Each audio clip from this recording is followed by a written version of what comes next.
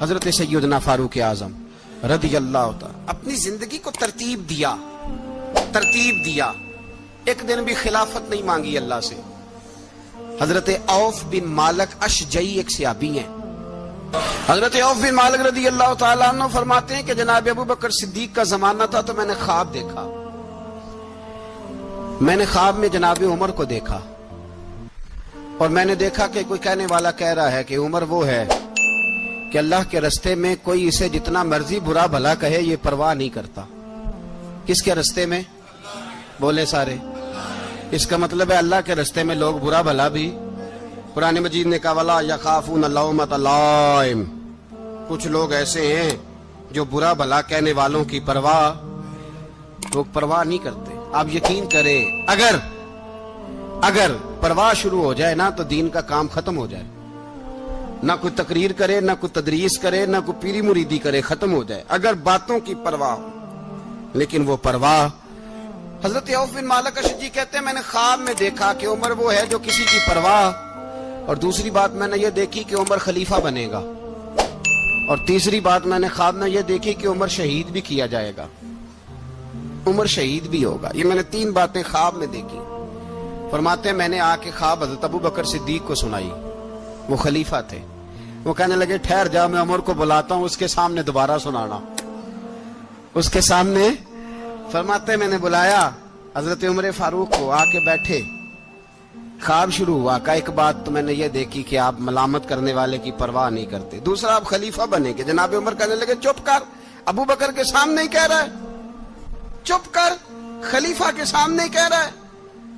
تو حضرت ابو بکر صدیق کہنے لگے عمر اسے کہنے دو، مجھے لگتا ہے رب کی رضا یہی ہے کہ میرے بعد اگر مصطفیٰ کا منبر ملے تو عمر کو ملے. اسے کہنے دو. یار یہاں تو لوگ ڈھینگے مارتے ہیں، یہاں تو لوگ دعوے کرتے ہیں میرے سامنے فلانے کو بھی بٹھاؤ، فلانے کو بھی بٹھاؤ، اس کو کیا پتا، اس کو کیا پتا. یہ تو بڑکے مارنے کا دور ہے. حضرت عمر رضی اللہ تعالیٰ عنہ کو تیسری بات کہی. حضرت عوف بن مالک نے کہا آپ شہید کیے جائیں گے، میں نے خواب دیکھی ہے. نیک لوگوں کے خواب بڑی حد تک سچے ہوتے ہیں. کہا میں نے خواب دیکھی ہے. تو حضرت عمر کہنے لگے شہید تو دلیر لوگ ہوتے ہیں، شہید تو دلیر، جسے سارا زمانہ دلیر کہہ رہا ہے وہ اپنے بارے میں کیا کہہ رہے ہیں؟ کہتے ہیں شہید تو دلیر. میں تو کاہل سا آدمی ہوں، سست آدمی ہوں، میں تو اتنا کام ہی نہیں کرتا. تو یہ خواب تو نے جو دیکھا ہے نا پھر سے دیکھنا.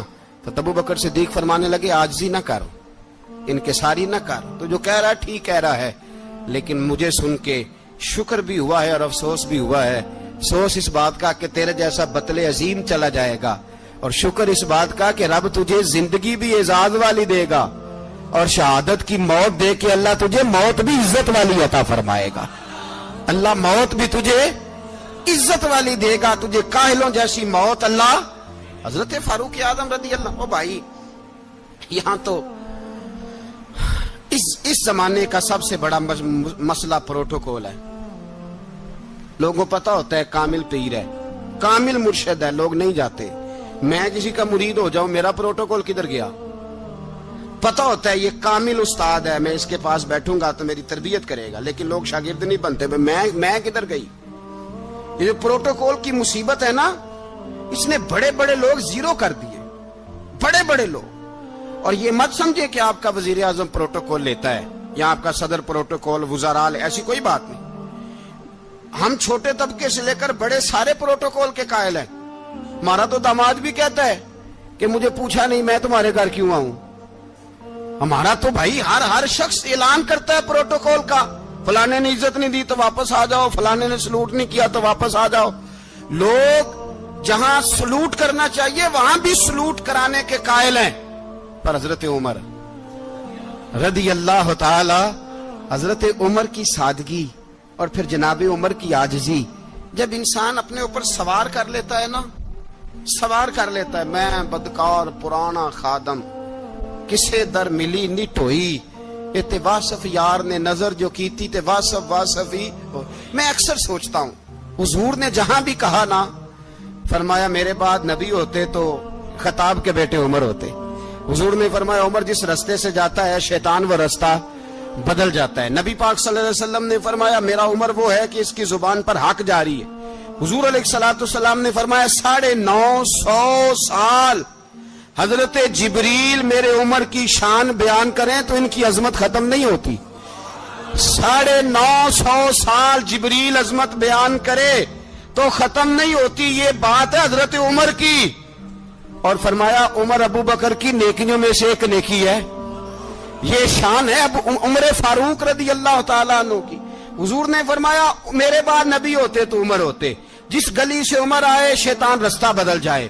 میرے عمر فاروق کی شان 950 سال بیان ہو تو ختم نہ ہو. عمر کی زبان پر اللہ حق بیان کرتا ہے. جو عمر کہتا ہے وہی رب کر دیتا ہے. حضور ساری زندگی فضیلتیں بیان کرتے رہے. عمر جواب میں کیا کہتے ہیں؟ کوئی بتائے نا کہ یہ والی حدیثیں کبھی عمر نے بھی روایت کی ہوں کہ حضور نے میرے بارے میں یہ کہا ہے. یہ روایتیں وہ روایت نہیں کرتے. ان سے جب لوگ کہتے عمر تیری بڑی بات ہے تو عمر رو پڑتے. کہتے میں تو اونٹ چرانے والے باپ کا بیٹا ہوں. میں تو اونٹ چرانے والے باپ کا بیٹا. اونٹ چرا اس سے آگے عمر گئے ہی نہیں ساری زندگی. اس سے آگے لفظ ہی نہیں ادا کی. اور میں تو بھائی اونٹ چرانے والا. میرا باپ تو اونٹ چرایا کرتا تھا. 10 اونٹ تھے. میری ڈیوٹی ہوتی تھی سنبھالے نہیں جاتے تھے. ابا ڈنڈوں سے مارتا تھا. ساری زندگی عمر حج کرنے گئے. ایک خشک تنا کھجور کا عمر فاروق رضی اللہ تعالیٰ عنہ نے اس کو اپنے کلاوے میں لیا. رونے لگے. لوگوں نے کہا عمر کیا ہوا؟ فرمانے لگے یہاں میں اونٹ چرایا کرتا تھا.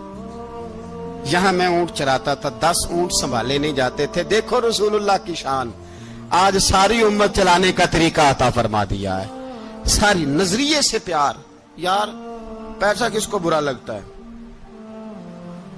آپ جس آدمی کی 50 کروڑ کی پراپرٹی ہے اس کو پوچھیں سب سے غریب آپ کو وہی نظر آئے گا. وہ کہے گا میں ٹائٹ ہوں. حالات بڑے. میں کئی بار پوچھے انہوں نے, میں کہتا ترجمہ بھی 10 چھڑو کی ہمیں تو سمجھ نہیں آتی. اور ٹائٹ حالات کون سے ہوتے ہیں؟ پر حضرت عمر کا بیٹا مصر گیا. وہاں سے کمائی کر کے لایا. تجارت کرنے گیا. لاکھوں کا مال. کون سا باپ ہے دنیا میں جس کا بیٹا باہر سے پیسے لے کے آئے تو ابا تفصیل پوچھے کہ بیٹا کہاں سے کمائے, کہاں سے لایا, کتنے ملے, کیوں آئے؟ کون سا باپ تفصیل پوچھتا ہے؟ ابا تو کہتا لا صحیح اور تعریفیں کرتا ہے میرا بیٹا بڑی کمائی کرتا ہے. کبھی پوچھا ہے اس سے کہ ڈیوٹی صحیح دیتا ہے کہ نہیں؟ کبھی پوچھا ہے کہ تو ایمانداری کی روزی لاتا ہے کہ حرام کی کماتا ہے؟ یہ باپ کی ذمہ داری ہے. یہ اماں کی ذمہ داری ہے. پھر کہتا ہے بیماری کیسے آ گئی, پریشانی کیسے آ گئی؟ تو نے کبھی سوال کیا اپنی اولاد سے؟ حضرت عمر فاروق رضی اللہ تعالیٰ عنہ کا بیٹا مصر سے پیسے کما کے لایا تو جناب عمر نے بلایا. فرمایا بیٹے اتنی تو تیرے پاس راس ہی نہیں تھی. تھوڑے سے تو پیسے لے کے گیا تھا. اتنی کمائی کیسے ہو گئی؟ اتنے تو پیسے نہیں تھے صاحب, کہاں سے کمائی لائے؟ اس نے کہا ابا جی وہ جو میرے چچا ہے نا مصر کے گورنر, آپ کے دوست, انہوں نے میری مدد کی ہے. فرمایا جتنے لوگ گئے تھے سب کی ہے مدد اس نے؟ کہا نہیں صرف میری کی. فرمایا تیری کیوں کی؟ تیری کیوں کی؟ کہا حضور آپ کے دوست ہیں. فرمایا چپ کر. حضور انہوں نے مجھے اتنے پیسے دیے, میں نے کاروبار میں ڈالے تو نفع آیا تو میں ان کی رقم دے کے. فرمایا خاموش ہو جا. باقی جتنے لوگ گئے تھے سب کی مدد کی اس نے؟ کہا نہیں حضور صرف میری کی. فرمایا اس نے تیری مدد نہیں کی, اس نے خلیفہ کے بیٹے کی مدد کی, اس لیے کہ وہ خلیفہ کو اپنے حق میں نرم کر سکے. فرمایا آدھا مال تیرا ہے, آدھا مال غنیمت کا ہے, مال خزانہ کا ہے, مسلمانوں کا ہے. اس لیے کہ تو جو وہاں سے مال کما کے لایا ہے وہ اپنے باپ کے خلیفہ ہونے کی وجہ سے کما کے لایا ہے, لہذا رکھ ادھر. یہاں کہتے ہیں کدھر سے آیا, کیسے آیا, کون سا حساب دیں, کیا کریں؟ او بھائی حضرت عمر رضی اللہ تعالیٰ عنہ کا اپنی اولاد کے بارے میں یہ رنگ ہے.